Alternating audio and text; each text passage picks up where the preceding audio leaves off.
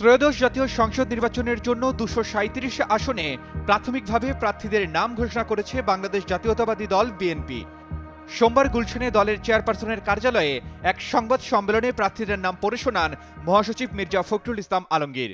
দিনাজপুর ৩ বেগম খালেদা জিয়া, দিনাজপুর সদর থেকে বেগম খালেদা জিয়া। আসন্ন সংসদ নির্বাচনে বিএনপি চেয়ারপারসন বেগম খালেদা জিয়া প্রতিদ্বন্দ্বিতা করবেন বগুড়া ৭, দিনাজপুর ৩ এবং ফেনী ১ আসন থেকে।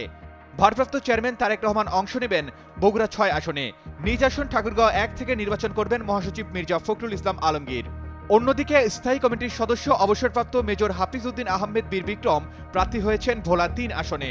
দলের স্থায়ী কমিটির বৈঠকে তারেক রহমানের নেতৃত্বে প্রার্থীদের নামের প্রাথমিক তালিকা চূড়ান্ত করা হয় বলে জানিয়েছে বিএনপি।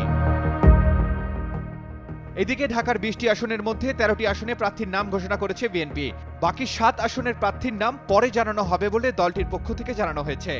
ঘোষিত আসনগুলোর মধ্যে ঢাকা ১-এ খন্দকার আবু আশফাক, ঢাকা ২-এ আমানুল্লাহ আমান, ঢাকা ৩-এ গয়েশ্বর চন্দ্র রায়, ঢাকা ৪-এ তানভীর আহমেদ রবিন, ঢাকা ৫-এ নবীউল্লাহ নবী, ঢাকা ৬-এ ইশরাক হোসেন, ঢাকা ৮-এ মির্জা আব্বাস, ঢাকা ১১-তে এম এ কাইয়ুম, ঢাকা ১২-তে সাইফুল আলম নীরব, ঢাকা ১৪-তে সানজিদা ইসলাম তুলি, ঢাকা ১৫-তে শফিকুল ইসলাম খান, ঢাকা ১৬-তে আমিনুল হক এবং ঢাকা ১৯ আসনে প্রতিদ্বন্দ্বিতা করবেন দেওয়ান মোহাম্মদ সালাউদ্দিন। অবশিষ্ট ঢাকা ৭, ৯, ১০, ১৩, ১৭, ১৮ ও ২০ আসনের প্রার্থীর নাম পরে ঘোষণা করা হবে।